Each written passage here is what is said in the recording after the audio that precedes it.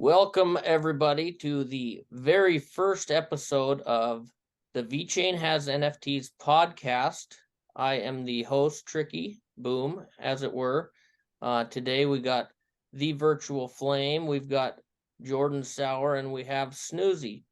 The plan with this podcast is to get different opinions on different topics. Different personalities see things differently, and we want to dive into different topics, pick them apart, and hopefully everybody learns something new.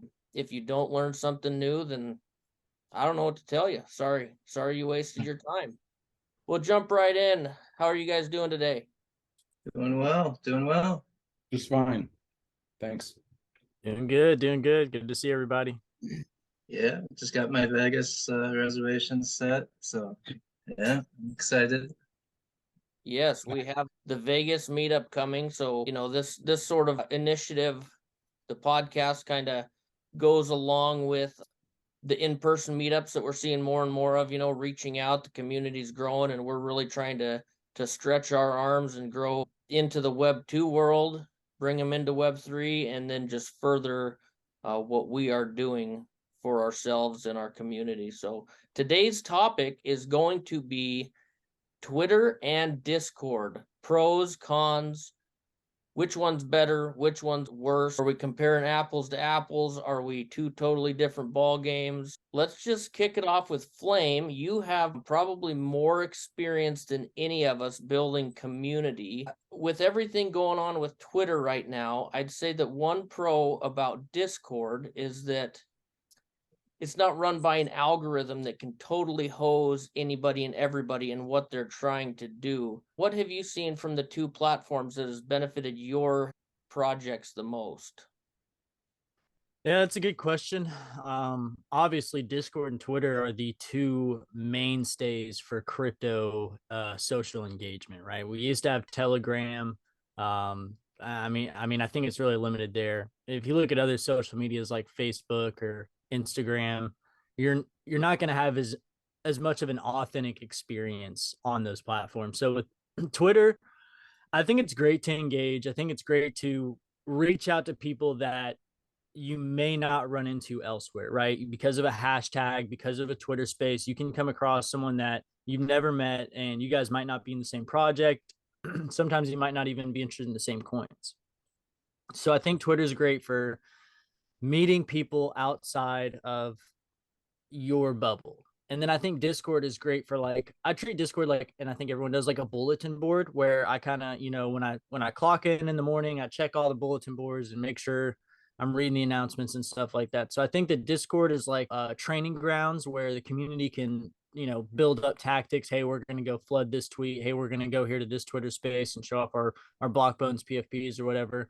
And then Twitter is that opportunity to reach other people and meet other people. So I think both of them are important. I think there is a sense of duality with both of them.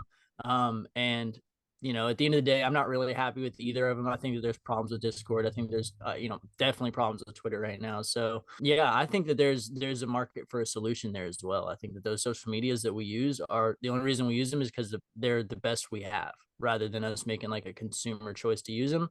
They're just the best we got right now. All good points.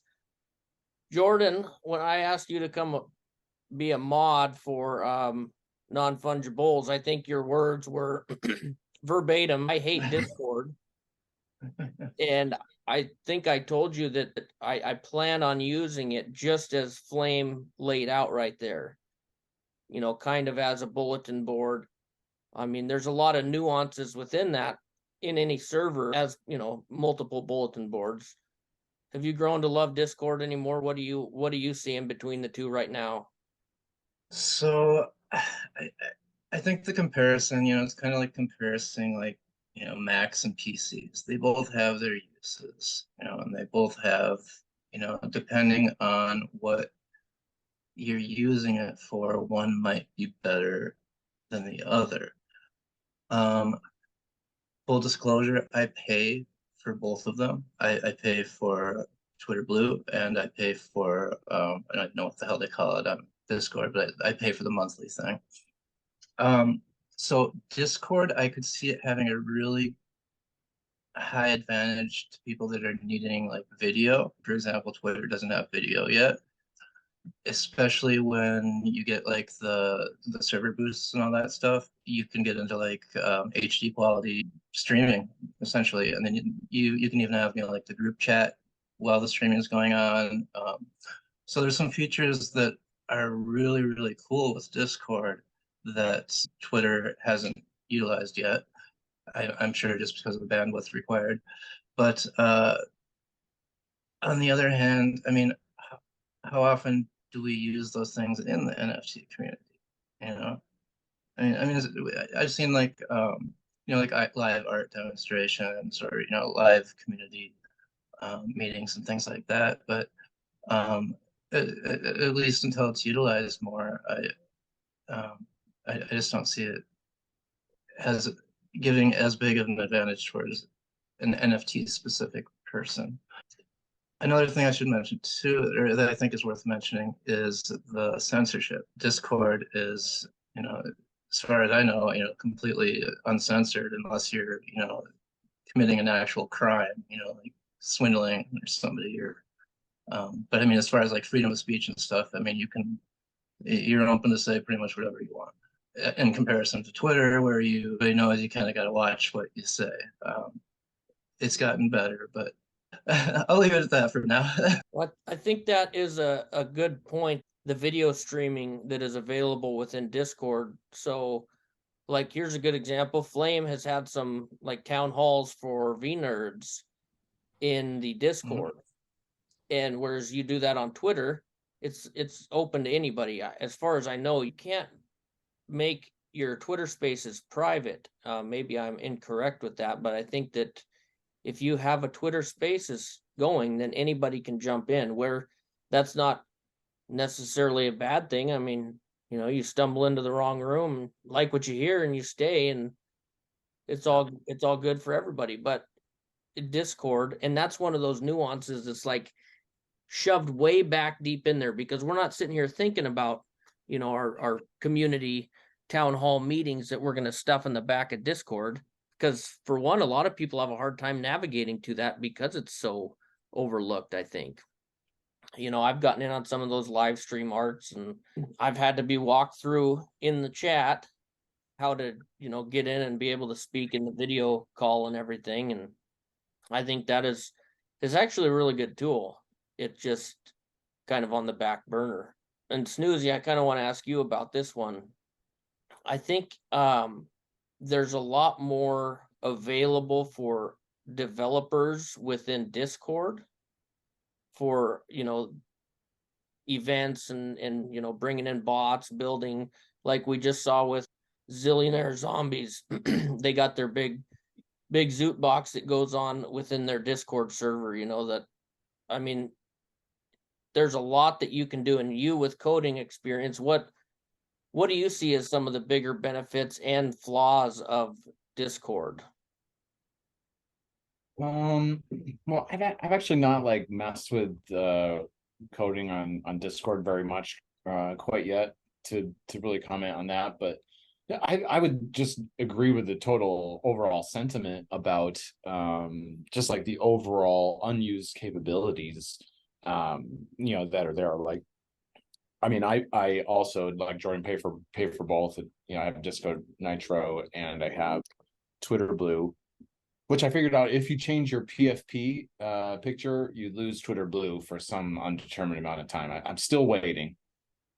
But anyway, you know, there's like live video and streaming video, and you know, there's also a lot of rumors there and past history with Elon, like you said, you know, with the creator fund, and so, you know, to me, it's worth the time investment to be active on, you know, on Twitter, but it's more of a, you know, it's a completely different. I think Flame said this first, was it's a completely different audience and purpose there. You know, there it's for me, like I, you know, try to talk about, you know, the sky, you know, a lot, because I take cool pictures out here in Arizona, and then you know, just like things that might help people, just because, you know, life is tough in general, so try to like offer an uplifting perspective.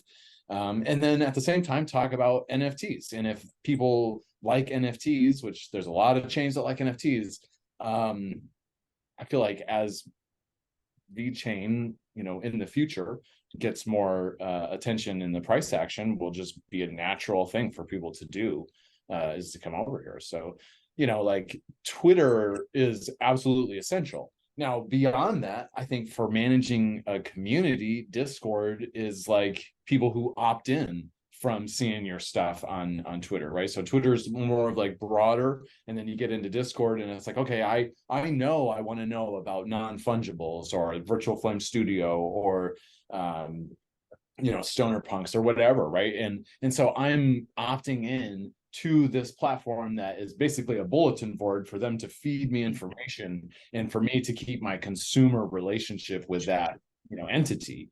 And if you care about a project like that, then you're gonna opt into it. And then I think that there's a massive amount of untapped potential for our project specifically, because I haven't delved into that at all. But even within the Discord platform, like that art space you're talking about was with the book club, and I think artists could do that stuff all the time and have a more engagement with their community. Those tools are sitting there, right? Like it's just like a stage channel that you create to do those things, or just go into a chat and share your screen like you would on Slack or Zoom or whatever in in your Web2 job. So I just think they're both absolutely critical. There isn't a single silver bullet for this. And I would also add on that I think you're a genius for having the email component of it as well, because having those 3 pillars in communication, I think is just like absolutely critical. So, yep. Yeah, it is a necessity. Both platforms are definitely a necessity. Can NFTs survive as we know it with one of them dropping off the face of the earth? Say Discord vanishes tomorrow. What does that look like for our small growing community? Because that is our bulletin board, that is our event center, that is our town hall and so many different things. And this topic has come up. I think we had it in a Friday space, Snoozy and I, to a degree not too long ago. But if one or the other drops off, I mean, how is that going to work for those of us building communities and NFTs and such? I'll hop in there. And I think a cool thing about the whole NFT aspect is that, first off, in a doomsday scenario where Twitter goes down or Discord goes down, I'm going to assume in this scenario that there's other alternatives, right? I'm going to assume there's Telegram. I'm going to assume there's Clubhouse. I'm going to assume there's Instagram Live. There's other applications and different platforms that we can use to communicate with each other on. And I think the cool thing about NFTs is if Twitter went away, if Discord went away, if they both went away, I, as a founder, can reach every holder of our NFT project by simply dropping, especially on VeChain with, the low transaction fees. I can drop thousands of NFTs to thousands of wallets and let them know, hey, Twitter and Discord are down. We're meeting at, this is our Clubhouse link, whatever we decide to pivot to as far as congregation goes. But I don't think Twitter or Discord should take for granted the communities that they have. I mean, Twitter basically is ran by crypto heads at this point. So especially like during the downsize of Twitter. So I think that, yeah, I mean, it's possible big entities fall, giants fall, Twitter falls, Discord falls, but we as crypto / NFT enthusiasts are, I mean, we're just like, we're liquid. We're going to take the shape of whatever container we're in, right? So if we have the ability to go on Twitter and do the spaces and the Discord and that's what we do, then that's great. But I mean, I think we're all able to adapt to any type of conversation piece. But yeah, I think that answers your question, man. I hope so. Yeah, I think we are. I mean, at this point, we don't have any choice but to adapt. We're too ingrained into what we're doing here to, like, how could we go on if all this just stopped for us tomorrow? Like, what the hell am I going to do? What am I going to do with all my time?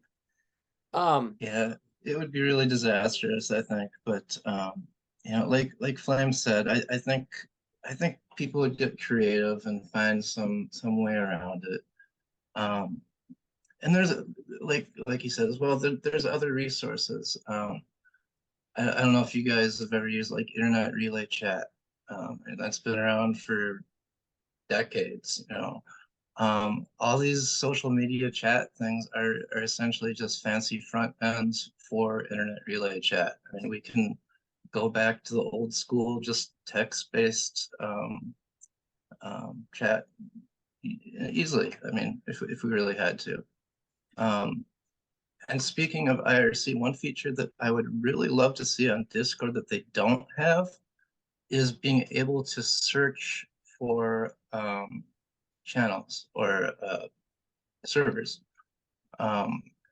It would, I mean, why can't we just search for public servers? I don't get why we can't.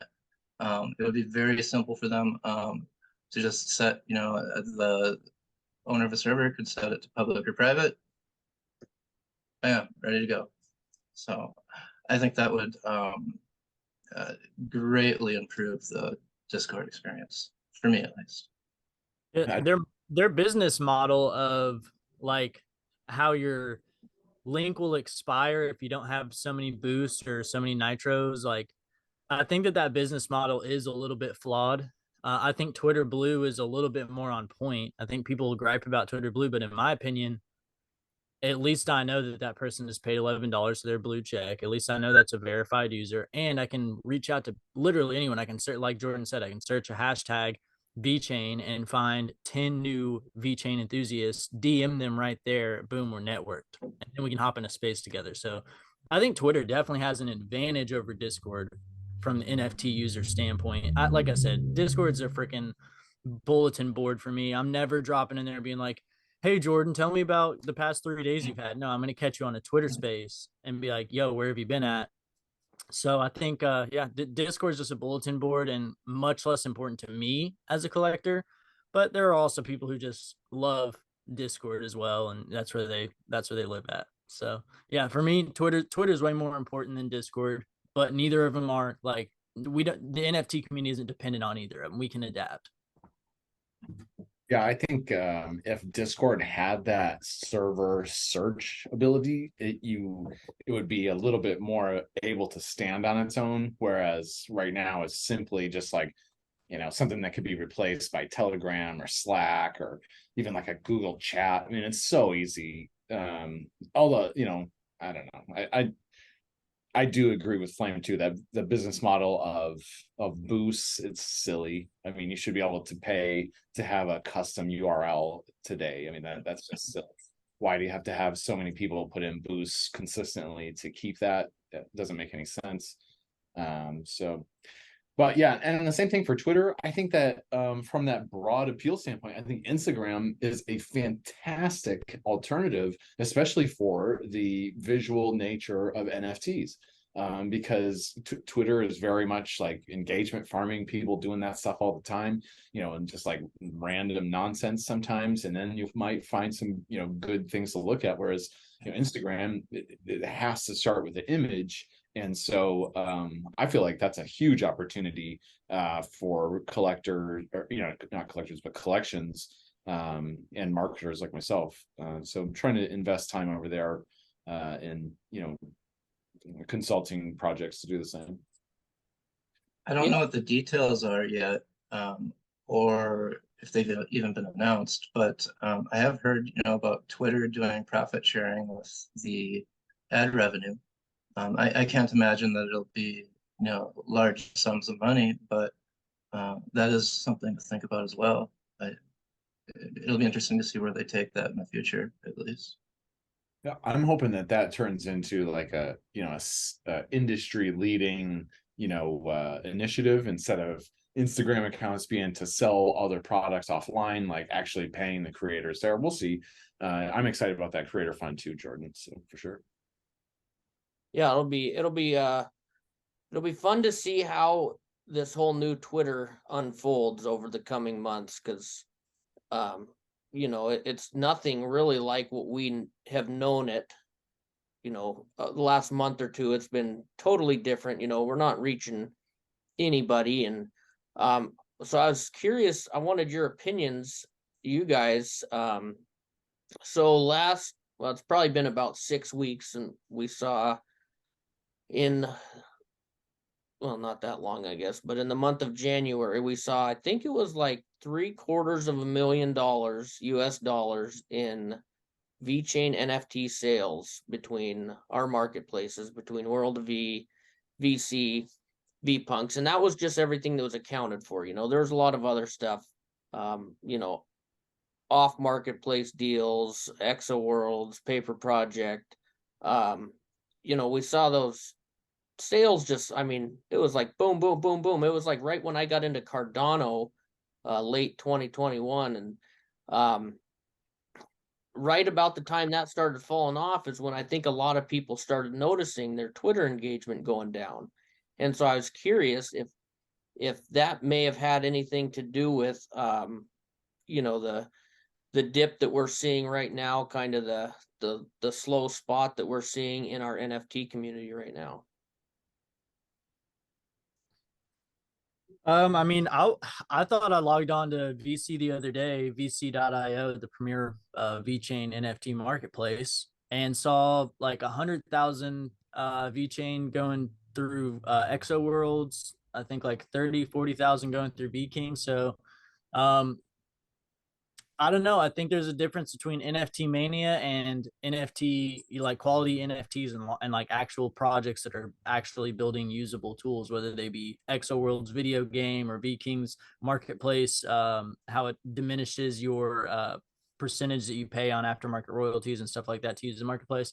So I think that what we're seeing is just a shift in collectors, right? We have long-term collectors like all four of us on this panel have NFTs that are both utility driven and we believe in the project. And we also have NFTs that are art based and we just love the art. And we're just, we're not going to sell it. Yeah, sure. If someone offers us $1 million bet, sure, we'll sell any of our NFTs. Let's be honest.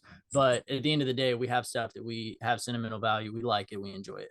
So I think that we're just seeing a little bit of a balancing out, right? Because we were like super high on this and then super high on the quote unquote bear market and unenthusiastic people. I think we're going to level out right here again and we'll have some more people come in. But all in all, dude, I've been in VeChain NFTs since I've discovered VPunk's minting page on my mobile app. And I think that we've gone this way the entire time. I think we've just been going up as far as community goes, quality of projects goes.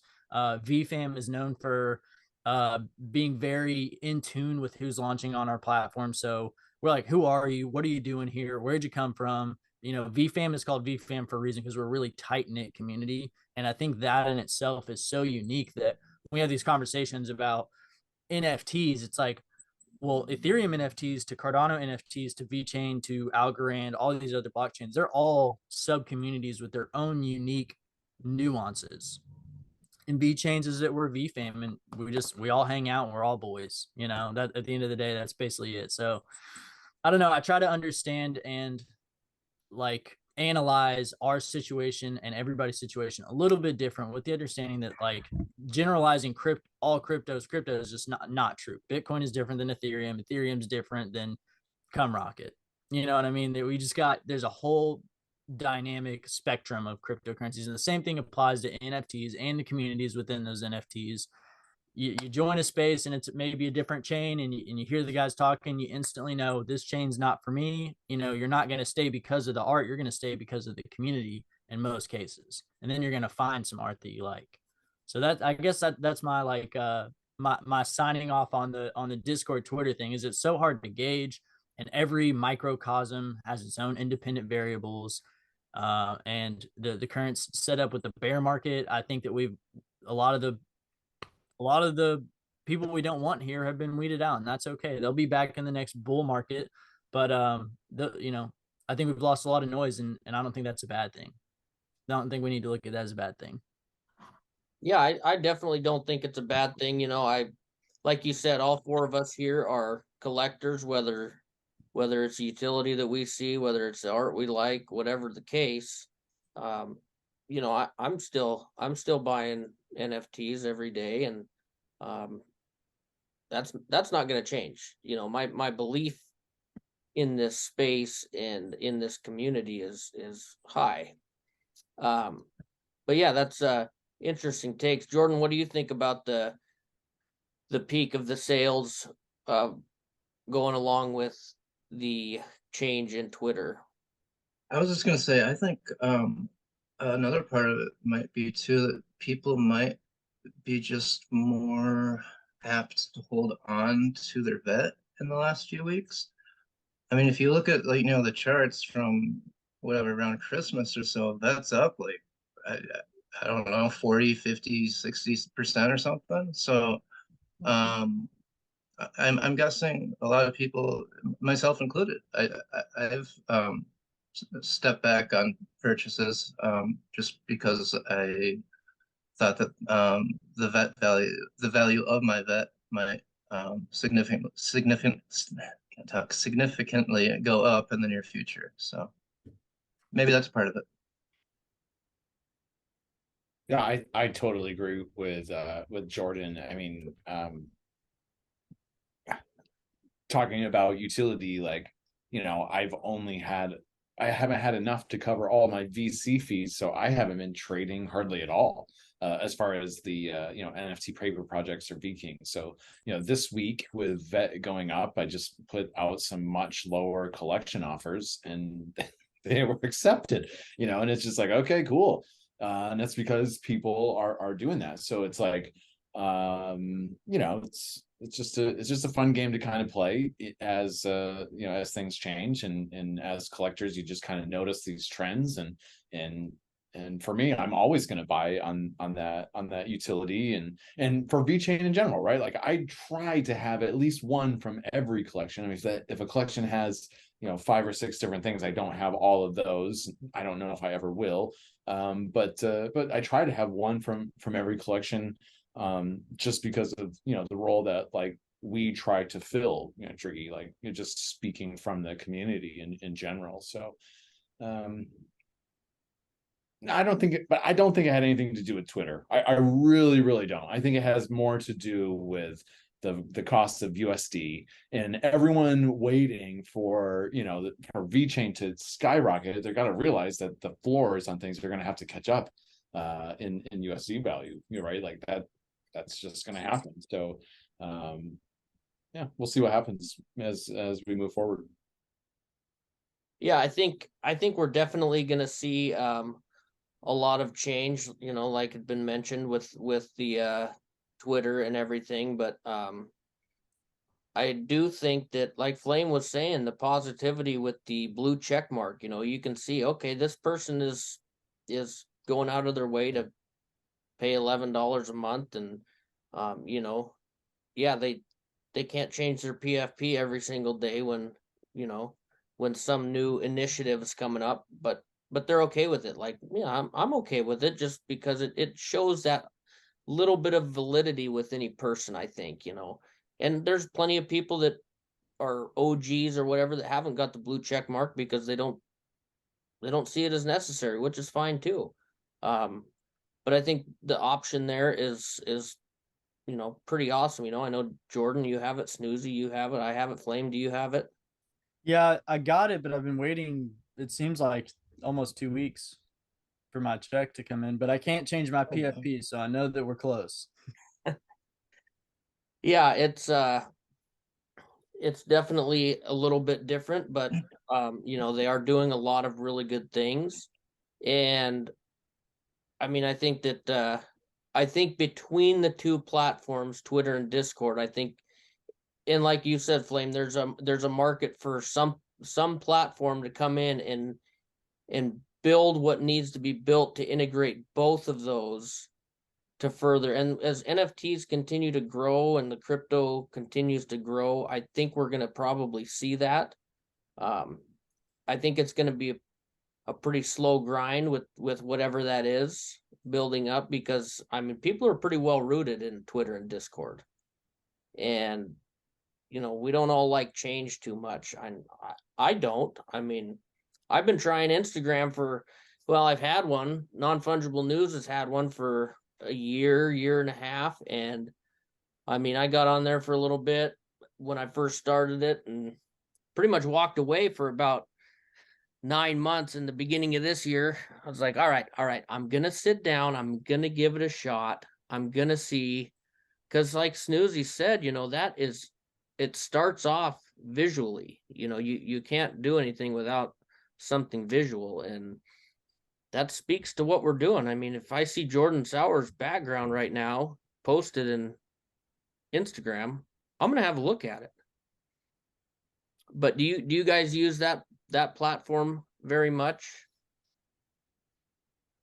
So fun fact is I ran VC's Instagram account for, I think we tried like a month, and we did different types of hashtags, made sure to follow back anybody that seemed like they were VeChain enthusiasts, engage the right way. We tried to check all the boxes. And I mean, like, if you thought bots were kind of a thing on Twitter, go post an NFT picture on Instagram and you'll get like 19 comments instantly, all from different accounts saying, go promote it on blah, blah, blah, like tell blah, blah, blah. So I think that there is some type of fundamental algorithmic flaw with Instagram and the way that we're accustomed to promoting NFT culture, right? So the pros of Instagram, I think, are that the reels are there, the discover page is there, the hashtags are there, the discoverability is there on Instagram. But breaking into those other niches is a little bit hard, because I can break into the UFC community on Fight Night by tweeting UFC X VeChain partnership is crazy. All these UFC fans need to look at VeChain. But if I want to break into the street art section of Instagram, which is a huge culture of people who love street art, whether they do it themselves or just like looking at it on their lunch break, it's harder to break into those realms of things for whatever like fundamental algorithmic thing they got going on at, I guess, Meta is the company that would run Instagram and Facebook's like algorithms. So I participated in Instagram crypto stuff, and it's like just you drown in bots. And then I've participated in Facebook crypto stuff, and it's heavily gate kept. So the way that you reach people on Facebook is through like a group feature where you join a group, but the admin of that group can approve the members of that group's comments, posts, photos, videos. Everything you post is like facilitated super strict on Facebook. So I think that like there are other avenues, and none of them are perfect. We haven't even mentioned Reddit yet. None of these avenues are perfect, and I think there is a huge opportunity for some of these like benefits of all these platforms to be isolated into one platform for us, because we're all over the place. And there even is like animosity between Reddit people and Twitter people. Like we all love VeChain and we're still at war somehow. Like I don't understand the divide there. But yeah, I think Instagram, I've done a little bit of Instagram. I've done a little bit of social media everywhere for crypto, really. Telegram, I mean, you name it, I've been on it and like engaged. And I think at the end of the day, you're just going to get a real authentic human being on Twitter and Discord a lot faster than you are any of these other platforms. Yeah, Yes. oh, go ahead, Jordan. No, but you. So the Reddit has been kind of a hot topic lately, because that is another huge platform, and a lot of people are not utilizing it. And I think in a space recently, Bread was talking about how it's kind of gate kept over there too. And like you were saying, Flame, we're in a battle. Maybe that's kind of what you were alluding to, was same thing that Bread was alluding to, where you know, we don't want you, you're from Twitter. Well, we all have the same goal in mind. You know, maybe they're not as big into NFTs on Reddit. I don't know, because I have a Reddit account. I don't get on there too much, and it's just, you know, one of those things. Again, I don't have the time necessarily to learn a whole new platform, but then again, it might behoove a person to make the time to learn that whole new platform. I used to be involved in Reddit a lot a couple of years ago, and Reddit was, at least at the time, it was a less personal place. I mean, the when you posted, you're expected to post, factual information and steer away from opinions. And they didn't want to know how your day was. They didn't want to know who you were as a person. They wanted to know what your thoughts were about crypto and bet.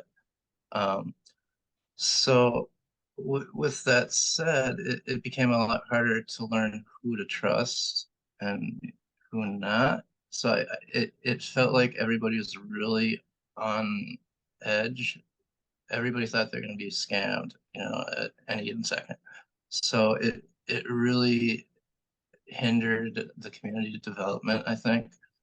And to be honest, I left Reddit at that point and came over to Twitter.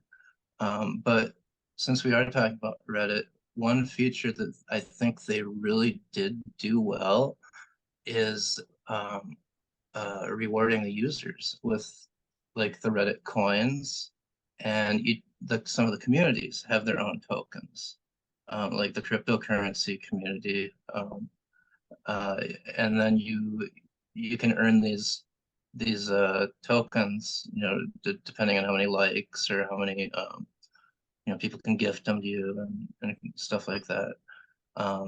And I mean, I don't know what it's like now, but for a while, people were making some really good money. I mean, several $1,000s a month, just from posting on Reddit. So some sort of feature like that on Twitter, I think would make a lot of sense. It doesn't have to be, people making $1 million a month or anything, but even just, the potential to make a few $100 a month, I think would hook a lot of people and get a lot more engagement. Yeah, it's gonna be damn Dogecoin. Yeah, it might be. Snoozy, have you dabbled with I know you said that you're playing around with Instagram a little bit more. Have you done a lot on there? Have you done much on Reddit? I tried on Reddit, and for some reason I got an account suspended and didn't go back. So I don't know what happened with that. Oops. But with Instagram, yeah, with Instagram, I totally agree with what Flame said about the bots. It's insane. My son, he puts up lifting videos and put pictures all the time, and has quite a following, and he gets tons of bots. It's kind of funny. But I think the real opportunity with Instagram is where they're trying to compete with TikTok and being a short form video and using reels. I've noticed that when I put up reels, my account does very well. I just haven't taken the time to figure that out or create content there because of other things taking my time. So but what I think Instagram reels are a huge potential for anyone trying to get that mass broad appeal, that they try to get from Twitter. So yeah. I should mention too that Stoner Punks does have an Instagram page, and Stoner does keep it updated and everything. Like for artists and stuff, I think it would be great. What's the handle? What's that? What's the handle for it? Honestly, I'd have to look. Stoner Punks official NFT probably. Okay. I'll DM it. It's probably got the green and white logo. Yeah. But yeah, he keeps it up to date and everything. But for me, it's like I'm on Twitter, I'm on Discord. I struggle to keep up with both of those. Like one more platform is just too much for me. So that's why I haven't really ventured much into any other platform. I totally agree with Jordan too, and some of it like kind of hinges on like mental health, especially if you have a job during the week that's also information based, then it can like be totally overloaded if you're trying to take all of it in. So for people, you don't need to be active all the time. Like you just don't need to be active all the time. Like step away. Nothing's gonna fall apart because you're not here, it's totally, you have to do that, because there is so much information and things change so often that if you don't disconnect, it can be really challenging for your mental health. I really firmly believe that. Yes, mental health is I mean, we've seen a lot of heartfelt posts, messages within Discord and Twitter from people in our community that have gone through some emotional mental internal crises that and they've gotten so much support. So that's a great point that step away and take a little time for yourself. I know that I struggle with that because I mean I feel like I got the FOMO, I gotta see what's popping, what's going on. But yeah, great point. Whatever social media you're into the most, take a day off, take a weekend off, take a week off. I mean, everybody's gonna understand. Everybody's gonna say, "Hey, we'll hold down the fort. We'll be here when you get back." Hey, we just got just a minute or two left. Just want to go around and ask for any advice to anybody that is just starting to dabble or looking to branch out with their community, their following, and just grow their NFT experience. What advice would you give to the new people? Flame, we'll start with you. I think this is an awesome idea you got going on with the podcast, and I look forward to hearing other people on here too. So great idea, Tricky. Great initiative from Non-Fungible News. My advice to people who are newer to social media or maybe entering a new ecosystem is to play the fly on the wall a little bit.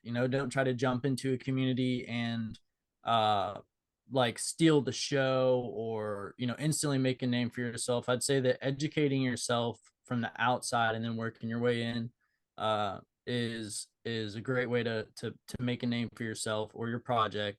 And then also, like to what Jordan said, he made a great point about Reddit being mostly like articles and facts and maybe very direct questions, very direct answers, whereas Twitter is you're gonna know people a lot better. I mean, you're seeing all of our faces here. We're all in Twitter spaces all the time. So if you're gonna enter the space, make sure you know what kind of person you are, because you might join Twitter but be a total recluse and end up hating crypto Twitter because of that. Like, make sure you know where you thrive the best at, and try all the different platforms and find out where you thrive.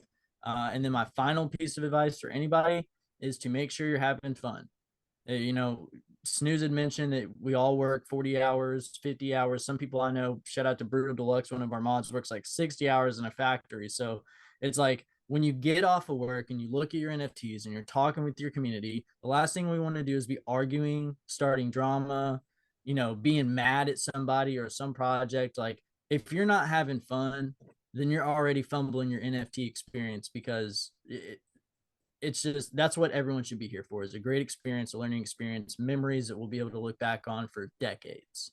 So yeah, know your platform and know where you're, like, where you belong, so to speak. And I mean that's like super respectfully. And then number two is have fun, man. Make sure that you're having fun, and give yourself that pulse check every now and then. Like, oh wait, am I having fun? Okay, I'm having fun. Let's keep going. If you're not having fun, there's an issue, and you need to realign a little bit. Thanks for having me, Tricky and Snoozy and Jordan. It's always a pleasure being on any stage with you guys. So really had a good time today. Shout out to all the VFam members. Jordan, final advice. So yeah, first of all, the Stoner Punks Instagram is Stoner Punks NFT. Simple enough. If you are trying to just grow in a community, I would say the best thing you can do on Twitter, especially, is just Flame got into it a little, but just get to know people like on a personal level. Just be a respond guy. Just you find a GM tweet or something, just respond to it. Somebody that account that you think looks interesting, just say, "Hey, good morning. How are you? What are you up to today?" And then if they respond to it, keep it going. you'll get to know somebody, and just meet 3, 4 people a day, and before you know it, it'll snowball. If followers is your goal, people will notice that, like, hey, so and so just followed them. Who are they? And, it'll grow. Yeah, and don't compare yourself to other people. First of all, people on social media are rarely really who they say they are or who they represent themselves. Nobody wants to admit that they have problems at home with money or relationships or whatever. You only hear the good stuff. So don't try and, like I said, just don't worry about yourself. Don't think, oh, so and so made such and such a great deal, and I only did this, and yada yada. You don't know what they had to do or what what negative effects they had to go through to get that. So yeah, just yeah. And like you guys all said too, take a break if you need to. The world's not going to end if you take a day off of Twitter or Discord. So yeah, that's really all I got. Thanks for having me, everybody. It was fun. Heck yeah. Snoozy? Yeah, Tricky, you always come up with a way to kind of push the envelope, and I definitely agree. This is great, and I hope to have done well enough to be brought back in this format at some point, because I know these other guys have. I mean, they've already just crushed it. So, but I know, since we are on the same team, you have a little more scrutiny towards me. So we'll see if you ever have me back. Anyway.